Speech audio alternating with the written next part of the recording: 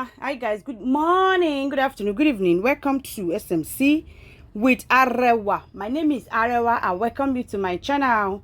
Thank you very much guys for joining me once again. I don't want to take too much of your time. I just want to make this quick as possible because you have a lot of things to see, to watch here. Now it is about today's podcast is about this lady Deborah Samuel that was killed, that was stoned to death and burnt in Sokoto State. That because they say she blasphemed the Prophet Muhammad of the Islamic people, and then she was stoned to death. That was not enough for them. They burnt her, claiming it is in that is what their religion told them to be. Abi, that is how it was included or inducted into them or into their Sharia law that is gotten from Islam or the Quran. However the case may be, when I talked about this, I think 3 days ago, I have a lot of Muslims that call me. Some are explaining, some were, arguing. I even told one of my mommies that, you said I am lying, that maybe it is only the northern people that will, say that it is in Islam, or that will be defending it, that nobody in Yoruba land will actually defend this, that it is in the Quran or something like that. And I'm like, because she was saying that they should bring the evidence from the Quran, maybe from the Hadith or something like that, that such a thing exists in, or they are instructed to do something like that in Islam. And I'm like, okay, there are a lot of Yoruba Afars, imams, that have come out to support what they did in Sokoto. And they what? Funny enough, they what? Bring an evidence. They have their Quran that was backing it up, and they did. So I went through the trouble of, compiling some of them, not all of them. I just want to show the woman that I am not the one that is saying it. This is not, Arewa hates Islam, that's why. No, this is not it at all. Àwọn Mùsùlùmí àlùfáà yín, majority wọn ló ń jáde ni wọ́n support. Àwọn tó ń support nǹkan yìí, wọ́n pọ̀ ju àwọn tí wọ́n condemn ẹ̀ lọ. Tá bá sọ wípé àwọn Hausa ni ìṣe wọn, Hausa ni kìnìkan, ẹ jẹ́ ká gbà bẹ́ẹ̀. Àwọn Yorùbá tí wọ́n mú ẹ̀rí wá nínú Quran, tí wọ́n mú ẹ̀rí wá nínú Hadith yín ńkọ́. So, because tí n bá sọ wípé hypocrisy wà nínú ẹ̀sìn yẹn, ẹ máa ní pé mò ń parọ́ ni. Ẹ jẹ́ kí n gbà bẹ́ẹ̀ kẹ́ tó wo gbogbo àwọn fídíò yẹn.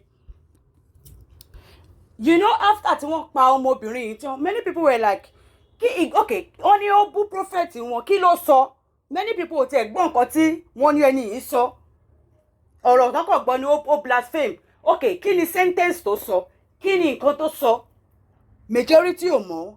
Ẹ jẹ́ ká gbọ́ voice note tó dá wàhálà ilẹ̀ nínú WhatsApp group tí wọ́n ṣí fún àwọn tí àwọn classmates yẹn ṣí láti máa fi ṣe kíni, máa sọ̀rọ̀ nípa àwọn iṣẹ́ sùkúùlù tí wọ́n fẹ́ lọ study religion class, WhatsApp group. Listen to what the lady said. Holy Ghost fire ba abin da zai faru da mu. Dole ne wasu abubuwan da ya kamata ku tura muna, ba wai an yi group din ga don ture abubuwan banza bane fa. An yi don pass you, in akwai test, in an bada assignment a tura, ba wai abubuwan banzan ga za ku tura muna ba, manzon Allah din mi an buro ba. That is the voice note. That is the voice note. Let's listen to it again. Holy Ghost fire ba abin da zai faru da mu. Dole ne wasu abubuwan da ya kamata ku tura muna, ba wai an yi group din ga don ture abubuwan banza bane fa. An yi don pass you, in akwai test, in an bada assignment a tura, ba wai abubuwan banzan ga za ku tura muna ba, manzon Allah din mi an buro ba. That is the father and mother of Deborah that you are looking at, and that is the voice note that they said the late Deborah sent into their WhatsApp, their classmates, classmate WhatsApp group that was opened. That is the voice note that the lady sent into that WhatsApp group. If you listen, even though I don't understand Hausa language, someone should help us translate it down in the comment section. However, according to some translation that they said, this is what she said, that she reportedly, the translation is Holy Ghost fire, nothing will happen to us. The group is not created for sending nonsense things. It is created to send past questions if there is test or if we are given assignment. Not all these nonsense things. Which kind prophet? They say that is what it is translated to be. That is what you can translate it to be.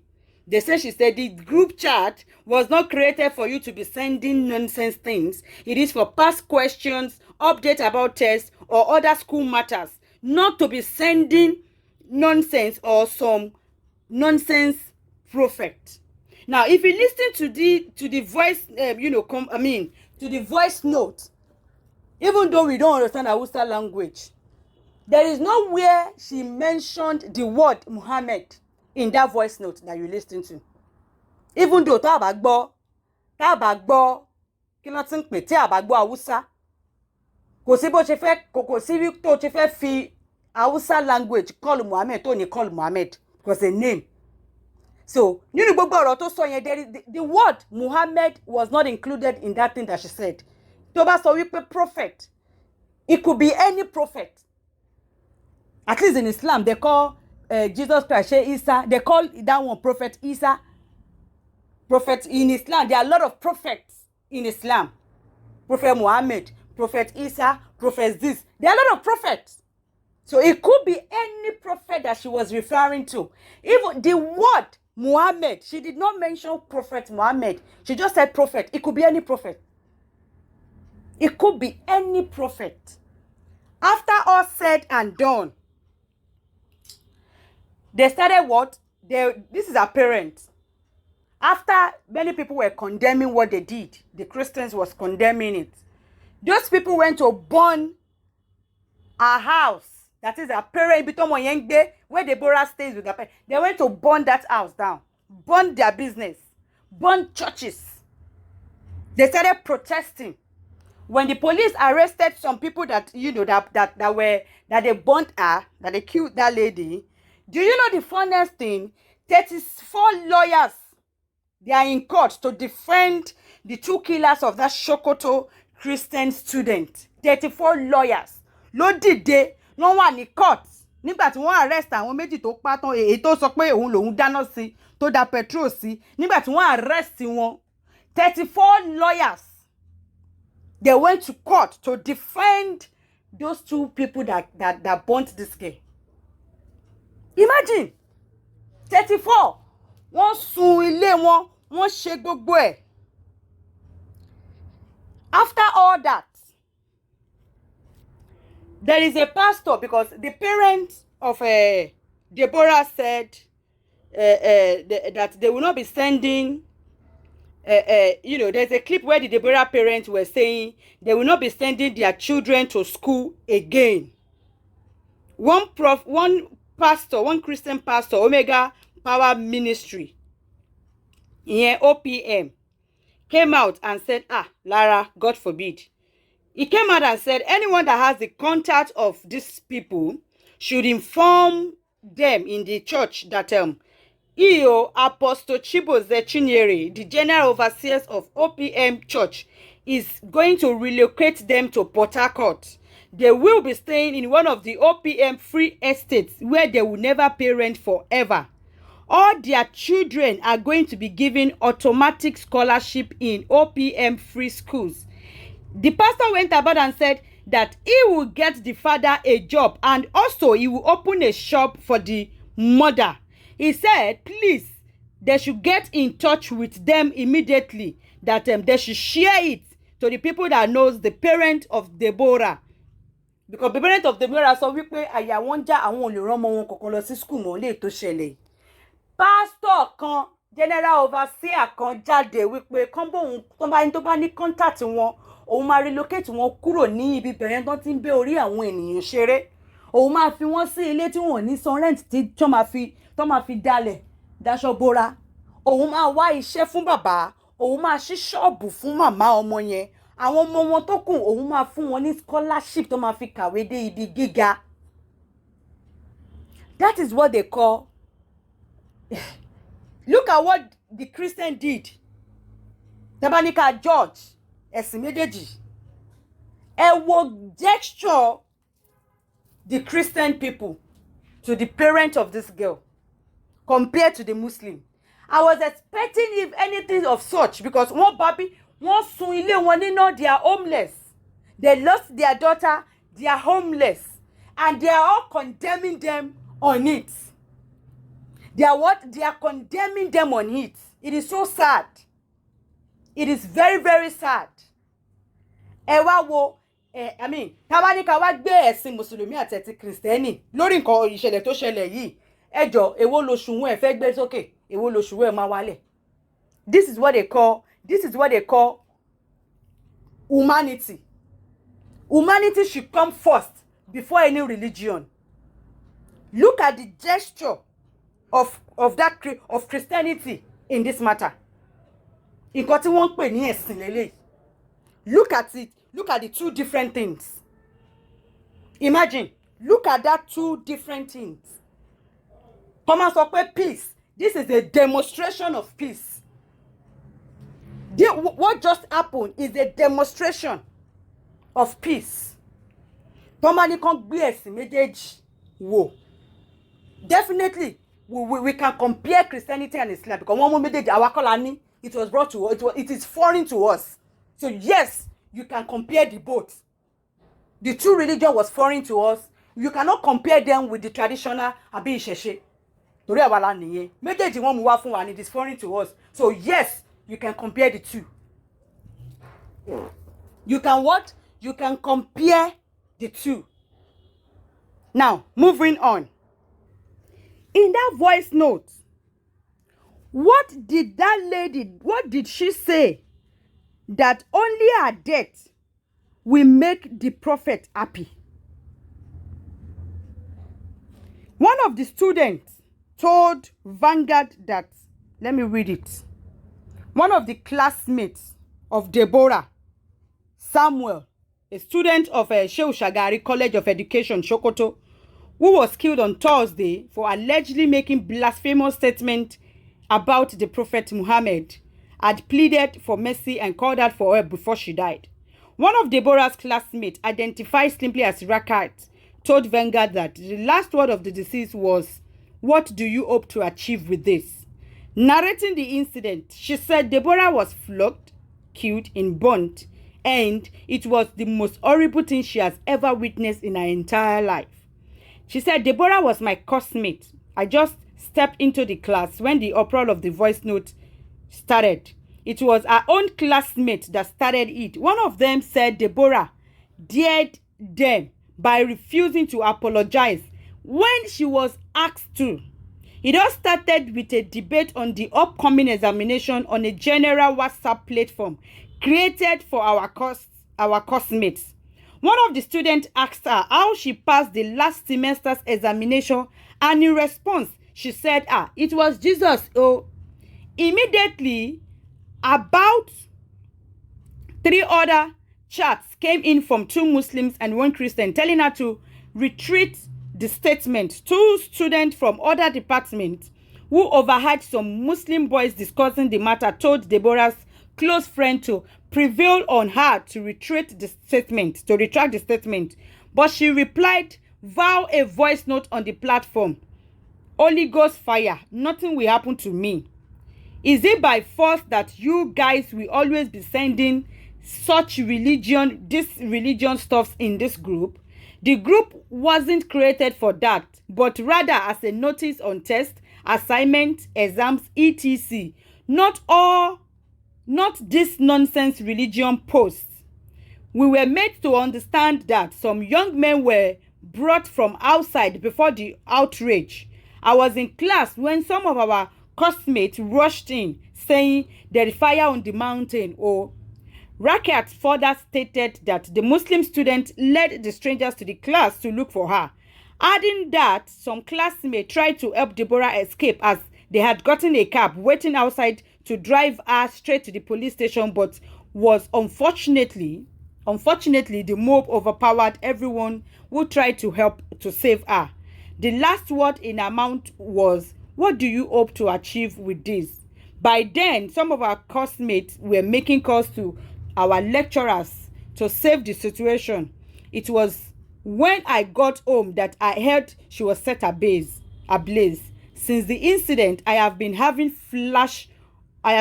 flash of her pleading expression. She pleaded for mercy and called out for help, but it was far from her. What a cruel way to die, she said, narrating what happened.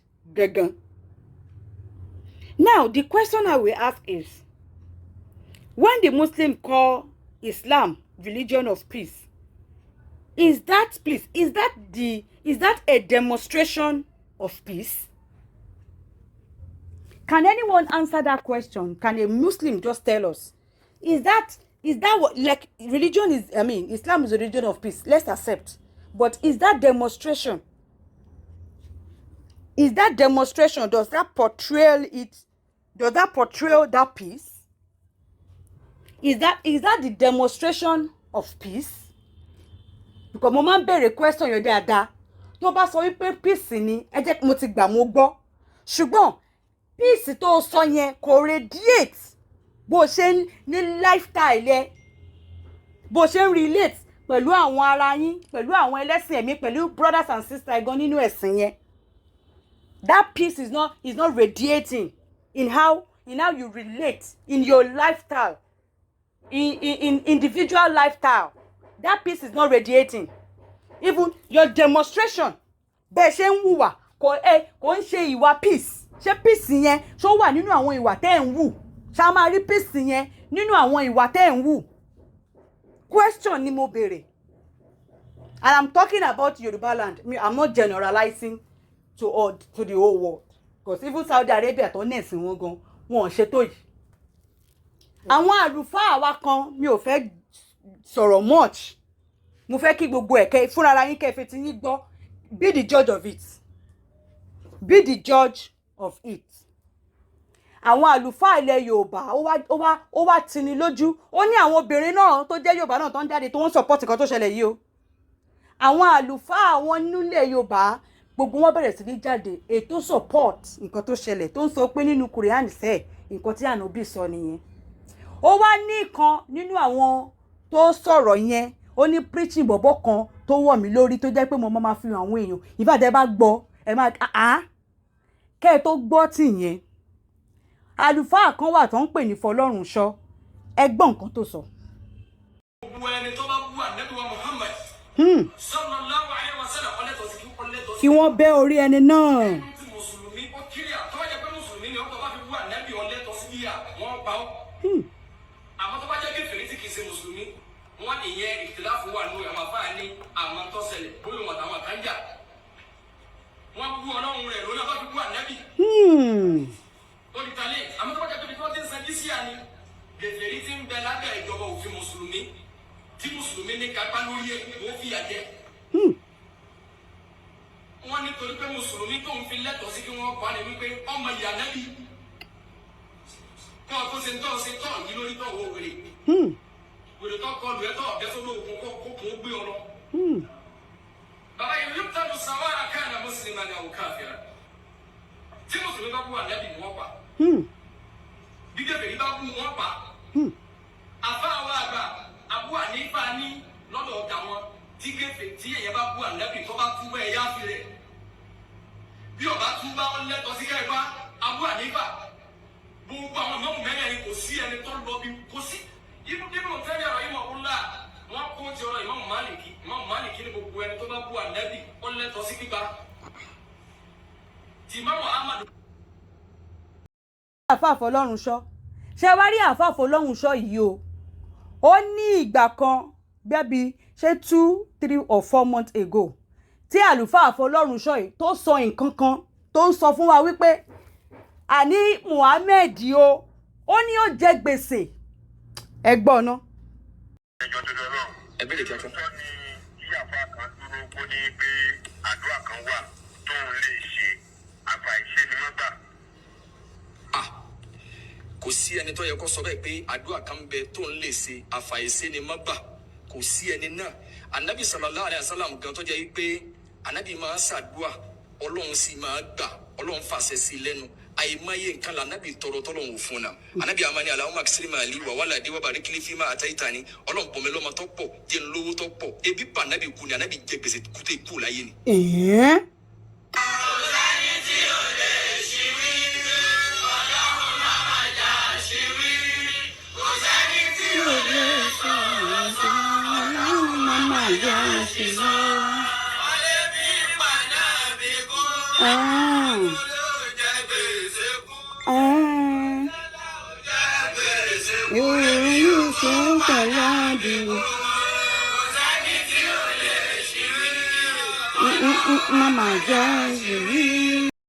Jẹ́ ọ̀rọ̀ tí àlùfáà Afọlọ́runṣọ́ sọ yìí ẹjọ́ ìjẹ́ blasphemy kọ́ ló ń pe eléyìí ṣe mọ̀ pé òun ló ní pé ẹni tó bá ti sọ̀rọ̀ sí ànábì ikú ni ṣóhun tí wàá gbàgbé àwọn èèyàn you know I'm always saying that internet never forgets bóyá òun ti ó ti gbàgbé pé òun ti sọ eléyìí rí tẹ́lẹ̀tẹ́lẹ̀ rí kọ́rọ̀ tẹ́lẹ̀ tó ṣẹlẹ̀ ǹjẹ́ ṣé kò yẹ kí wọ́n ti bẹ́ orí àfáà yìí dànù báyìí torí ó ti sọ rí ó ní Muhammed sẹ́ẹ̀ ó ní ó jẹ gbèsè kú ni ó ní onígbèsè ni ó ní ebi pákú tí òrò ń jẹjẹ tó ń ṣàlẹ̀ jẹ àlùfáà Afọlọ́runṣọ́ ló sọ bẹ́ẹ̀ ó ní Muhammadu yín o ó ní prophet yín prophet Muhammad is a debtor ó ní ó jẹ gbèsè kú ni onígbèsè ni ó ní ebi pákú ó ní Muhammed ó ní ebi ó pa Muhammed kú ni ó ní ó jẹ gbèsè kú ni àlùfáà Afọlọ́runṣọ́ ló sọ. Is this not blasphemous?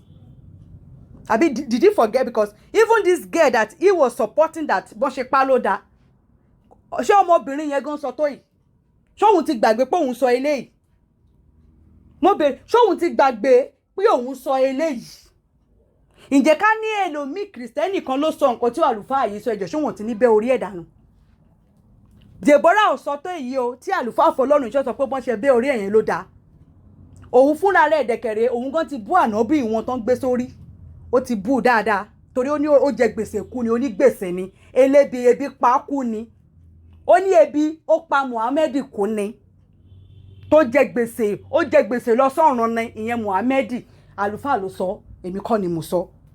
Is this not blasphemous? But he has forgotten. Deborah own-hearted. He was happy that they killed that girl.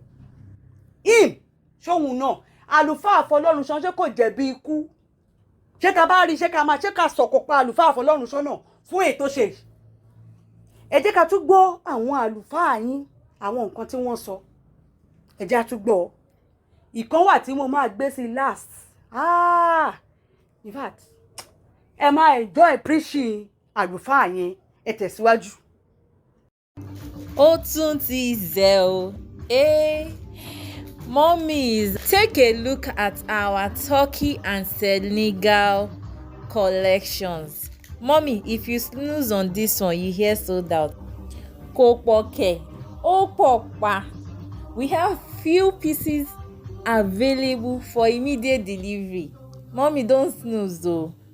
We have them in more beautiful designs and more beautiful colors, in different colors. You will definitely have something to pick. When we say Ifeoluwa Fashion Empire, we are your one-stop solution to your fashion needs. Bring it on, we'll solve it for you. Me, I just enjoy to help mommies and daddies glow, like, you deserve that special shine. Let me handle your fashion needs for you. You will be good to me, honestly. Ẹni tó bá ti bú ànábì o kò sí ìyapa ẹnu kankan bẹ́ẹ̀ ibi tí ìyapa ẹnu wà ní wípé ẹni tó bú ànábì tó jẹ́ mùsùlùmí tó wá túbá ṣé wọn ò ní pa mọ́ àbí wọn pa so orí tí àwọn jùmùhúrù ulama orí ibi tí wọ́n sì wà náà ní wípé ẹni yẹ o tó bá túbá ó jẹ́ mùsùlùmí ó wá túbá so túbá yẹ àlùkìámà ni ó ti kí ni o ní túbá yìí ó ti wúlò fún torí pé Ọlọ́run ọba àlekíọlá yóò dáríjì Ọlọ́run wà mú wà àlìjánnà so ṣùgbọ́n láyé ń bì ìdájọ́ rẹ̀ yẹ pípa náà ni tó bá ti lè délé ẹjọ́ so wọ́n pa ni túbá pé ó túbá yẹ kò káńsù pípa yẹ. Sórí eléyìí ni jùmùhúrù ulama orí ẹ̀ ni wọ́n wà so so ìyẹn ni pé àwọn tó pọ̀ nínú àwọn àfáìsìn orí ìbẹ̀rẹ̀ ni wọ́n ṣe kíni orí ìbẹ̀rẹ̀ ni wọ́n dúró sí. ẹ̀sìn àlàáfíà dẹ̀ ni o. wọ́n sọ pé ànábì wa Muhammad sallallahu alaihi wasallam ànábì ẹsẹ̀ ni àwàdà kẹsẹ̀ ni àmúṣeré lọ́dọ̀ mùsùlùmí o. lẹ́ni tó ti kú látọdún wo sọ́dún wo. wọn ò gbọ́ pé nìkan sọ̀sọ́ kú sọ pé ànábì sallallahu alaihi wasallam wọn ò gé orí ẹ̀ bọ́lẹ̀ ni o. sọpọ́ lọ́hùn. so àwọn làwọn náà jọ o àwọn sọ̀hábà ridwanullahi alaihim ajma'in. ṣe ti dáwọn tán jọ. ibi tí wọ́n wọ̀ náà làwọn náà fẹ́ wọ̀ o. ṣe ti ń gbọ́. àwọn èèmú ọ̀rọ̀ ànábì láwàdà àwọn èèmú ní kékeré owó mùsùlùmí ilẹ̀ Yorùbá tó mọ nǹkan kan pa ẹ̀sìn rẹ̀ tó yẹ pé ibi táwọn tí wọn ò lórí àwọn tí orí wọn ò tí mò ò sí inú ọpọlọ wọn tí wọn ò mọ nǹkan kan pa ẹ̀sìn Islam tí wọn bá ti darí ẹ̀sìn ìwọ náà darí sí. ṣé ń gbọ́. lọ́ọ̀mọ̀ látẹ̀lé bí Yorùbá yí ẹ tẹ́lẹ̀tẹ́lẹ̀ pé dájọ́ ẹ tó bá bú ànábì sọ́lọ́ ànábì kọjá bẹ́ẹ̀. okay sir. ànábì kọjá bẹ́ẹ̀ ẹ tó bá bú ànábì ìdájọ́ rẹ̀ pípa ni. pípa ni o. okay sir. so torí ẹ àwọn nǹkan yìí jẹ́ tó fún ẹ nìkan sí i ọjọ́ ti lọ. ẹ̀rí náà fẹ́ fún yín o. ẹ̀rí ẹ pọ̀. ẹ̀yin tẹ̀ ń wéèrè. so jẹ́ fún ẹ nìkan sí tó fi mọ̀ pé pípa ni. nǹkan tó kẹ́lẹ́ kan ti mú nǹkan tó justify ẹ̀ wà báwọn. tó bá lọ wọnú inú súnánù Nasahi nínú àdìsí ìmáàmù Nasahi ó bá ń bẹ̀ ní àdìsí 4071 ní àdìsí yẹn wà á ní àbí Barza torí àdìsí tí mo kà tán lẹ́ẹ̀kan yẹn àdìsí sọ̀híhù ni o má dá òtún ẹ̀ pé àbí àgbélọ̀ rárá àdìsí sọ̀híhù wọn kó mo kó tiẹ̀ fún ẹ pé lọ wò ó so lọ wo àdìsí yẹn ní kíni o nínú Abu Dawud àdìsí 4361. ẹ̀sìn àlàáfíà ni ẹ̀sìn tó ń sọ̀rọ̀ pa o tó ń bẹ́ orí èèyàn o. ní sọ̀híhù àbí níbi tó bá lọ wo tíra tí wọ́n ń pè ní sọ̀híhù àbí Dawud. Sọ̀híhù àbí Dawud ní hadith 3655. Lọ wò ń bẹ̀. Hadith tó lálàáfíà ní eléyìí kò ṣe ọ̀rọ̀ àwàdà o. Ṣé ń gbọ́? So òfin Ìsìláàmù ni o. Òfin Ìsìláàmù ni. Ṣé inú Kùránì nìkan náà ti ń mófin ẹ̀sìn ni? Ṣé ẹ ti gbọ́? Inú Kùránì nìkan náà ti ń mófin ẹ̀sìn ni? A ti gbọ́ sà. Wa ma atakumur rasulu fakuduhu wa ma nahakum anhu. Òun lẹ ti ń gbọ́ yẹn. Ìyẹn nínú ẹ̀sìn tí yín ẹ̀sìn tẹ́ ẹ pè lálàáfíà ọlọ́màjẹ̀májẹ̀ nǹkan tó máa bú mi máa ṣẹ̀ tí ọlọ́màníjẹ́ rí ṣá. sọ̀rọ̀ bá Al-Qur'ani ó sọ̀rọ̀ lódìndí ni Al-Qur'ani àdéhùn ànábì ni ó yanjú ẹ̀. ok sir. so eléyìí ó rí bẹ́ẹ̀ àdéhùn tí mo kà nìyẹn. so tó bá rí bẹ́ẹ̀ ẹlẹ́ẹ̀kejì jẹun tó fún ẹ eléyìí nínú àgbákò ẹ̀sìn. àdìsí yẹn wá ní àdìsí 4000 nusranu Nasa'i àdìsí 4071. láti ọ̀dọ̀ Abi Barza al-Aslami ó ní qala adlada rajulun li Abi Bakri Siddiq. sọ Yorùbá. ó ní arákùnrin kan ó bínú sí Abubakar Siddiq ó wá ń sọ̀sọ̀kúsọ sí Abubakar Siddiq. so ó wá kú Abubakar ó ní Abubakar al-Aslami yìí ó wá ní fakulitu mo wá sọ fún Abubakar pé àkùtúlùwù ṣé kí n pa. kò kọ̀ pábẹ́ ẹ̀mí èèyàn ò jọ wọ́n lójú. nínú ìsìláàmù ẹ̀mí àwọn èèyàn ò jọ wọ́n lójú àgbákò ẹ̀sìn. وقال أبو بكر وأن ليس هذا لأحد بعد رسول الله صلى الله عليه وسلم kò sí ìyẹfẹ́ kankan lẹ́yìn ànábì o ànábì lẹ́n tó bá bu lèèyàn pa. so ti yé sí ẹ tó bá bu ànábì pípa ni. ṣé ti gbọ́. so ṣùgbọ́n èèyàn wá bú sàbẹ nítorí ẹ̀ pa. tán bá bú bàbá yín tó ń sọ̀rọ̀ báyìí ní pa bọ̀ tán bá bú Muhammed ẹ̀ lọ pa. ẹ̀yin wá dé lónìí pẹ̀lú ìròrí àwọn mùsítẹ̀ṣirikún ìròrí àwọn tó ti kọ́wọ́ bọpọlọ yín. Hello, ẹ kú àsìkò yìí níbikíbi tí ẹ ti ń gbọ́ mi. Orúkọ mi ni ọmọọba Oyíndàmọ́lá, aláṣẹ àti olùdarí Timas Place, ní ibi tí a ti ń ta àwọn nǹkan bíi gold, 18 karat gold, 22 karat gold àti 24 karat gold. Oríṣiríṣi gold tẹ́ bá ti fẹ́, òun ló wà ní Timas Place. Ṣẹ́yìn fẹ́ customize orúkọ ni, ẹ kàn sí wa, a máa ṣe fún yín. Ṣẹ́yìn rí gold kan tẹ́ rò pé ó ti tóbi jù, tẹ́ wá rò pé gram tẹ́yìn fẹ́ kò tó yẹn, ẹ send gold yẹn sáwà. Àwa máa gbé grams tẹ́ bá fẹ́, a máa gbé jáde fún yín. A ní àwọn nǹkan oríṣiríṣi bíi Senegal, a ní àwọn nǹkan oríṣiríṣi bíi àwọn àbáyà wà, àbáyà náà tún wà, jalamia wà, jalamia náà tún wà. So ó pọ̀ oríṣiríṣi. Nǹkan tẹ́yìn rò pé àwọn kan ní tó pọ̀ rẹpẹtẹ tẹ́ máa rò pé jalamia nìyẹn, tẹ́ bá dọ́dọ̀ Timas Place, a máa sọ fún yín pé jalamia, a máa fún yín ní jalamia, a máa fún yín ní àbáyà. kò ń ṣàbáyà tó yẹ pé muslim nìkan lè wọ̀ lọ sí church, ẹ lè wọ̀ lọ sí party ní àwọn àbáyà àti ọ̀dọ̀ tiwa ní Timas Place. À ń pè wọ́n ní luxury àbáyà. A ní àwọn stone scarf, àwọn #1 Kama stone scarf, a ní wọn lóríṣiríṣi. A ní Senegal tó pé Senegal ránṣẹ́. Iléyá tí ń bọ̀ ìyàwó lé, ẹ pera yín jẹ kàn sí Timas Place. Ẹ jẹ́ ká fún yín ní àwọn aṣọ tó jẹ́ wípé àwọn ọkọ yín gan á tún yín gbé ní alẹ́ ọjọ́ iléyá ní Timas Place. Ẹ kàn sí wa. A ní àwọn nǹkan oríṣiríṣi, shoe and bag wà, bàtà lásán wà, bag lásán wà, ní nǹkan oríṣiríṣi, sunglasses wà. Ẹ check wa out at Timas Place lórí Instagram. Ẹ pè wá lórí WhatsApp. Kẹ́ send message sí wa lórí +1 347 279 2078. English wears náà lẹ fẹ́, ẹ kàn sí wa, a máa gbé jáde fún yín. Ṣé US wears ni, ṣé UK wears ni, ṣé Turkey wears ni, bí nǹkan tó wà lọ́rùn mi, a máa gbé jáde fún yín ní Timas Place. Ibi tó yẹ wípé owó tẹ́ fi ra nǹkan á wù yín lórí, ẹ tún jẹ́ gbádùn ju owó tẹ́ fi ra nǹkan lọ. Ẹ check wa out lórí Instagram page wa at Timas Place. Ẹ check wa out lórí TikTok page wa Tima01. Kẹ́ wá wá àwọn nǹkan oríṣiríṣi tá a ní. You are free to call me anytime, any day. If you have any questions on gold, or you want to ask something you don't know, or you don't understand about gold, but you have more difference to align 18 karat, C22, C24, C14, C10, C8, call me anytime, any day. Mo wà nílé màá dá yín lóhùn. Ẹ ṣé gan-an. Sẹ́yìn ọmọ pé ẹ kàn ń pariwo kiri ni. Mọ̀ pé Singapore ànábì wàhálà ńlá ni màdà alágbàáyé ni. Kì í ṣe wàhálà Sokoto nìkan náà, wàhálà gbogbo ayé ni. Rántí ọkùnrin kan tí a ń pè ní Salman Rushdie. Rántí ẹni tó lọ kọ ìwé kan tí a ń pè ní Ayatun Shaitaniyya. Nígbà tí Ìránù bó ti jẹ́ Ṣíà tó, bí Ìránù ti jẹ́ Ṣíà tó, kí ló kọ àbáyẹn? Ayatollah Khomeini 1988 ó gífù ó dàbí gbígbé tó bá di kọ́ parí náà. Ǹjẹ́ kí ló ṣe olúbọ̀ ànábì abẹ́ẹ̀kọ́ ni? Sẹ́yìn ọ̀kárùwé òní pé wàhálà nínú kàbẹ́ ẹ̀ máa dá lé ni. Kẹ́ ẹ sọ fún àwọn ọmọ ẹgbẹ́ ẹ má débi ànábì wọn o. Káwọn náà sọ wọn yàn pé ẹ má débi Jésù. Khomeini yẹn ọkùnrin yẹn gbà tó sá lọ ẹnì kankan ò gbúrú ẹ̀ àfẹ̀yìn ọdún mẹ́wàá. Lẹ́yìn ọdún mẹ́wàá ti ń gbúrú ẹ̀yẹn náà tí ń sáka kí bọ̀ ọ̀nà Bírítéènì mára wọn. Ní ẹni tó tún wá jẹ́ àlífà tó tún jẹ́ Ahmadu Khatami àbí nǹkan. Òun náà tún gí fọ́dà ní 2007 pé tẹ́ ẹ bá rí sẹ́ ẹ bá owó ọ̀padà bíi tí òun ẹni wí o. Ahmadu Khatami lọ́sọ̀ ó lóun ọ̀padà bẹ́ẹ̀ bá rí ẹ pa di sí ibi tí ra nù dúnú. Ibi tọ́lọ̀ yẹn lágbára dé Bírítéènì gbàdà pàdé ọkùnrin yẹn torí ń lo pásítọ̀tù Bírítéènì ń lo t'Amẹ́ríkà ọmọ India nípìnlẹ̀ rẹ̀ ní Kashmir. Bírítéènì padà wá fún láwọ̀ọ́dù kan gbà tó tún kọ̀wé mi tó dáa.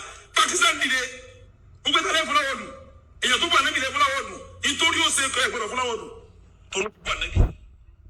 Ìbínú ẹ̀ pé wọ́n fún Salman Rushdie ní àwọ̀ọ́dù ìbínú ẹ̀ náà àwọn Pakistan náà fún Ibuladi náà láwọ̀ọ́dù. Tẹ́yìn bá ní Ibuladi ọ̀dà táwọn ní Salman Rushdie ọ̀dà tẹ́yìn wá fún Salman Rushdie ní àwọ̀ọ́dù àwọn náà fún Ibuladi láwọ̀ọ́dù. Sọ̀rọ̀ tó fi ẹni ká bú ànábì ni gbogbo ayé ní dàrú níjọ́ tí Salman Rushdie yẹ bú ànábì gbogbo bí wọ́n ti ń tẹ̀wé ẹ̀ lérí ilé Ọlọ́run ni wọ́n sùn. Gbogbo ẹni tẹ̀lé Ọlọ́run ni wọ́n sùn. Ẹ̀sìn àlàáfíà dẹ̀ nìyẹn o. Sọ bí n tí ọmọbìnrin yẹn ṣe bó ṣe ṣe kí ni bó ti wúwo tó ni mò ń sọ. Bó ti wúwo tó ni mò ń sọ. Ló fi já sí pé ààlà tí ò yẹ ká ti máa kọlura wa ìbú ẹ̀sìn wa ìbú Ọlọ́run wa ìbú ànábì wa ìbú tírà wa gbọ́dọ̀ bú tiwa wọn náà gbọ́dọ̀ ṣe kí ni agbọ́dọ̀ bú tí ìyẹn jọ̀rọ̀ kan àwọn ọmọ tó wá pákí ìdájọ́ tiwọn àwọn ọmọ yẹn ò ṣe dáa lọ́nà méjì ìtí wọ́n ṣe ọ̀dà lọ́nà mélòó àkọ́kọ́ gbogbo ń tá a bá pè ní ṣẹ̀rí Ọlọ́run a gbọ́dọ̀ lò àfi pẹ̀lú àṣẹ olórí mùsùlùmí. Mo ti sọ ní fatuwa ń bírí tí mo sọ pé béèyàn bá jẹ́ mùsùlùmí original tó jẹ́ mùsùlùmí gidi mo ní mo bí bùnbáàsì léèrè báyìí níjọ́ta lọ́dọ̀ bùnbáàsì àbí wọ́n léèrè báyìí pé tọ̀ ìdájọ́ sìnà ni ẹni tí ọba ní ọ̀rẹ́ tó bá ṣe sìnà kánà lẹ́gbẹ̀ ọgọ́rùn kàkà lè kó lù ọmọ tó wá ṣe sìnà lábẹ́ mùsùlùmí tíjọba ẹ ṣèjọba Islam bùnbáàsì ní rárá ẹ gbọ́dọ̀ ná ẹ pè kalẹ̀ ẹ ṣe wá sí fún ni ìjọba ní ọ̀dájú ẹ nàyà.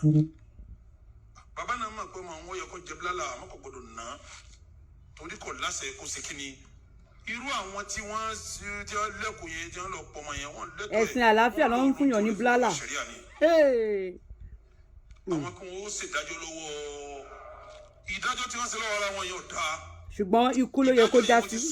àmọ́ àwọn tó ṣéhun tó yẹ kí wọ́n ṣe kí ni. ìjọba ló yẹ kó lọ pa. wọ́n ṣe ó di méní mistake àkọ́kọ́ nù láti ṣe ìsìdáàrò ọkùn lọ́dọ̀ ara wọn wọn lẹ́tọ̀ọ́ rẹ̀ kí wọ́n dájọ́ lọ́wọ́ ara wọn. ẹ̀sìn àlàáfíà dẹ̀ lẹ̀sìn tó ń sọ yìí. àmọ́ àwọn kí wọ́n lò dájọ́ yẹn ó yẹ kí wọ́n fẹjọ́ rẹ̀ súnlé ẹjọ́ ẹlẹ́ẹ̀kejì iná tí wọ́n dá máa yẹn ò dáa. Ànábì ní la yu'adhibu bin-nar illa rabbun nar. ẹnìkan ò gbọdọ̀ fi yaná jẹ̀yàn àfọ̀bá tó ṣe kí ni. No wọ́n fi yaná jẹ̀yàn Ọlọ́run nìkan ló lè fi yaná jẹ̀yàn ìdáná sóyàn ò ṣe kí ni.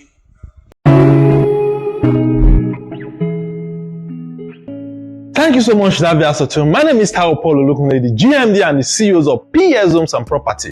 Anytime I'm facing camera, it's all about real estate. There is no doubt that a tip of information is powerful enough to turn your world of liability around into global assets. Information is wealth. Information is key. Show me a man that trades with information, then I will show you a lot of package ahead of him in the future. His life will never be based on regression. His life will be always progressive and productive. Investment into real estate will never go wrong. And real estate investment is anchored on opportunities. Seeing an opportunity without making use of it is like a man watering a field without seed. All what the man will have at the end is not an harvest, but an erosion of value. But seeing an opportunity and integrating it with action without any form of procrastination is like a man watering a field with seed. All what the man will have at the end is not an erosion of value, but a huge harvest, suitable not for him, but for his generation and generation yet unborn. Permit me to introduce to you, this our noble estate called City Edge Estate, Isheri Riverview area. The land is boundaried with Lagos State and Ogun State. Our City Edge Estate to Alawusa Secretariat is just on 15 minutes drive. To Muritala Mohammed International Airport is less than 30 minutes drive. This is a very good opportunity for you to come and buy into this property. How much are we selling a plot of land at City Edge Estate? Is 3 million naira. And there is a room for installment payments, but with a terms and condition attached to it. And if you can buy 6 plots, we give you 1 plot free. And all thanks to those that first bought from us during the official launching of this noble estate. I want you to come and buy with us at City Edge Estate because it's an investment that will never go wrong. City Edge Estate is at Opik Riverview area, Isheri, Olofin, and Ogun State. It's a place how we want to stay that you also will want to stay. Because of what here at PS Homes and Property is teaching ourselves first, making ourselves a beneficiary and others that comes to us. I have my estate there as well, and I want to as well to have your house with me. Thank you so much. Ànábì wa dá kan tí mo sọ yìí Ànábì sọ pé tẹ́ ẹ bá ti rí wọn ẹ pa wọ́n tí wọn. Ànábì ló sọ. Àdìsí yìí méjì ló dúró fún. Gbogbo ẹ̀yin tẹ́ sọ pé ṣe mọ̀ bú Ànábì. Ànábì ọ̀dẹ̀ sọ pé kán pààyàn. Wọ́n wá bú Ànábì ilé Awúsá wá sọ pé kán lọ pa ìwọ́n sọ pé tán sọ ò dá. Àdìsí yìí nìsín báyìí ó ń dúró fún àwọn tó ń bú Ànábì. Tẹ́ ẹ bá ti rí wọn ẹ pa wọ́n. Ló bá tán. Kódà Ànábì sọ pé kán pa wọ́n kan kódà tí wọ́n bá so má sọ Kàábà ẹ pa.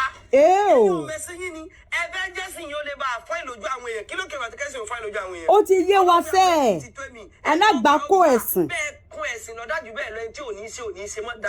Ọlọ́run ò ní jẹ́ ká ṣe.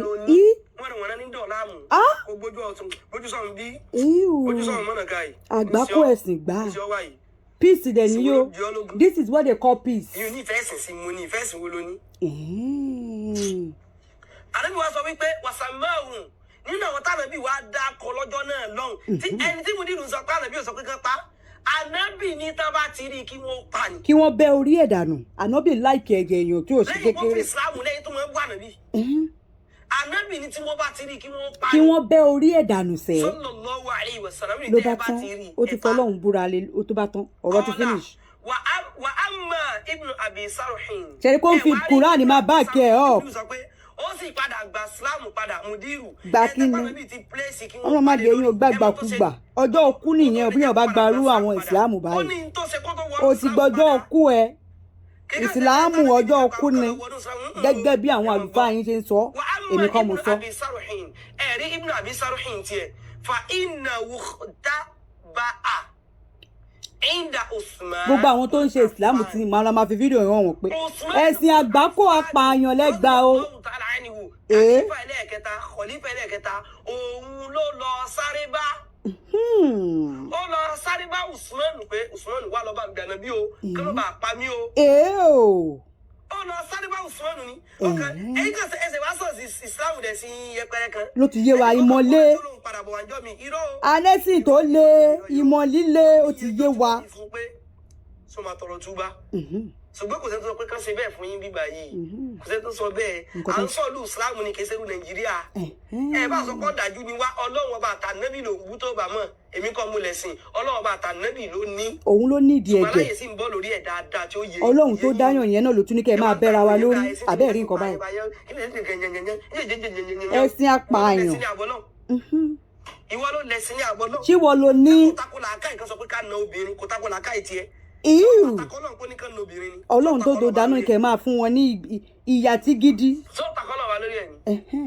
èyí tí mo ṣe àdírẹ́sì yìí ẹni tó bá fẹ́ sọ tí ò bá ti lè mú ẹ̀rí wá kọ́mọ́rúkọ kó kàn mọ́ rojọ́ pé ó yà mẹ́ta ó wá bùnmù dìrù mo ti kú lẹ́vù yẹn mo ti kú lẹ́vù yẹn. ló bá tán ó ti yé wa bọ̀bọ̀ ti yé wa sẹ́ continue. ẹ̀kẹ́lẹ́ mo fi táìmù wa ṣòfò ó ti yé wa kó kàn pé tí má ti sọ̀rọ̀ ìwọ ni mẹ́rin kó kàn mọ́ bù mí mọ́ rojọ́ èmi náà tó wá jáde sí ọ èmi àti ẹ̀kọ́. ó ti kọjá lẹ́vù yẹn lórí ti pààyàn yìí ẹ̀rí wà ń bẹ̀ gẹ́gẹ́ bọ́n ṣe sọ. ibn abi saruhi wọ́n ní falamma da'a rasulullah. ó ti ń preach sọjúwájú translate ẹ̀ fún wa ká gbọ́. bàtà bí wàá sọ wípé káwọn èèyàn kí kọ́ ọmọ ṣe báyà ànábì máa tẹ́wọ́lẹ̀ ọmọ gbọ́ lórí wa nàbì sàlám já àbí yìí hátà àwùkà fún.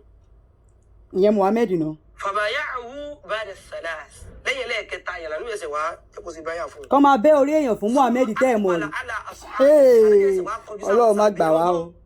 ẹ máa gbọ́ tára mùdírò kátó àríwí àkójọ àwọn sàbẹ̀ wípé àmọ̀ kí á nà fi kún rajulun rashid ṣé ẹ understand tí mo ń sọ fẹ́yìn sàbẹ̀ ni. kò yé wọn ni ṣàlàyé dáadáa muhammed ká gbọ́.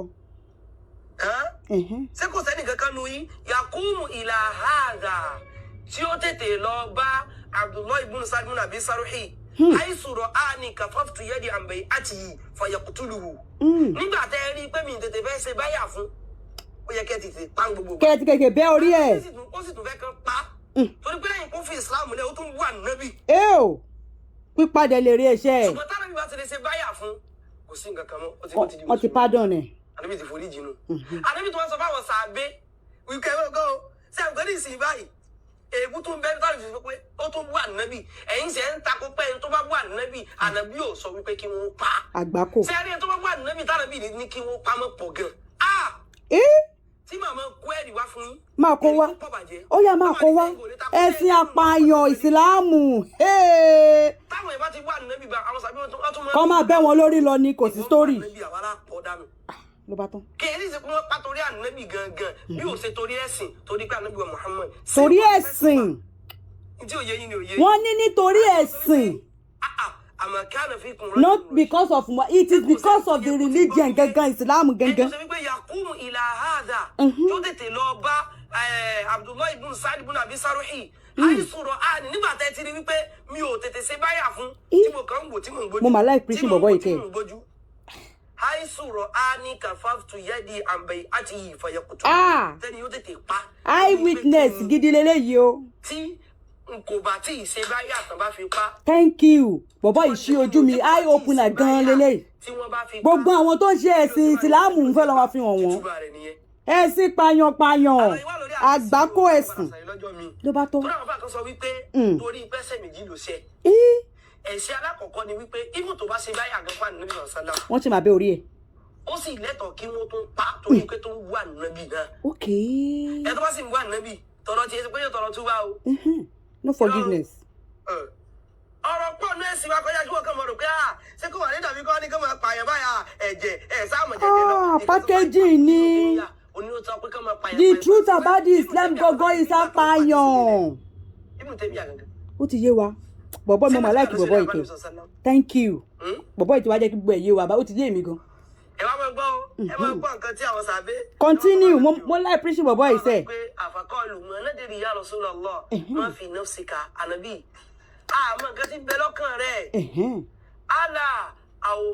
ala àwòmáta lẹ́yìn náà bí àyíníkà ó wá ti fún wa lójú. Ó bá ti ṣẹ́jú fún wa ká bẹ lórí dànù. àdìsí ànábì máa ń dùn tẹ́mi máa ń kà. Ló bá tán. eléyìí èso kẹ́mẹ́rẹ́ à ń gbẹ̀gẹ́ Boko Haram ni wọ́n àwọn èsì Boko Haram.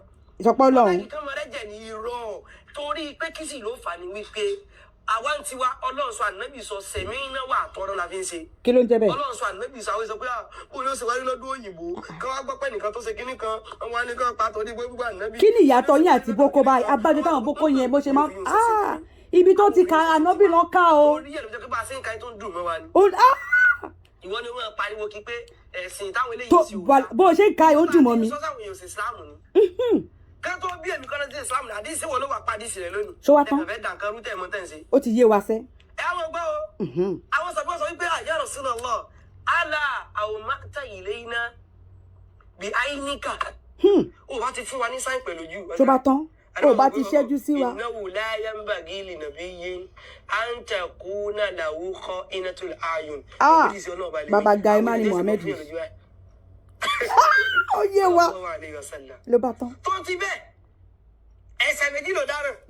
ẹsẹ̀ kan lè tí mo kà náà dín sí Ibn Abbas yẹn wípé Ibn Abbas sọ wípé ó fi Islam. ẹ̀yin tẹ̀ kàn mọ́ pariwo àdébíyàn sọ pé kán pààyàn. Ó tó fi Islam lẹ́ẹ̀kan tún bẹ́ orí ẹ̀. ẹ̀sìn Ọlọ́run bá mọ̀ ju gbogbo yín lọ. ní ìsìn báyìí alánàbí ń sọ mújẹ́ sí. sọ àwọn èèyàn mẹ́rin. Ó deserve láti máa bẹ́ orí wọn. àtobìnrin méjì tó náà mọ gbọ́ ànábì yẹn pa. Àtobìnrin náà kan tó pa obìnrin náà. ó wá dákọ̀ wọn. ṣùgbọ́n abúlé ìbùnú sáré òun tètè gbọ́n ó lọ bá Usman ó lọ bẹ̀bẹ̀ wọ́n jọ mú papọ̀ ni òun ló ṣe kí ni òun lòun fi ṣe alámúrí bọ́.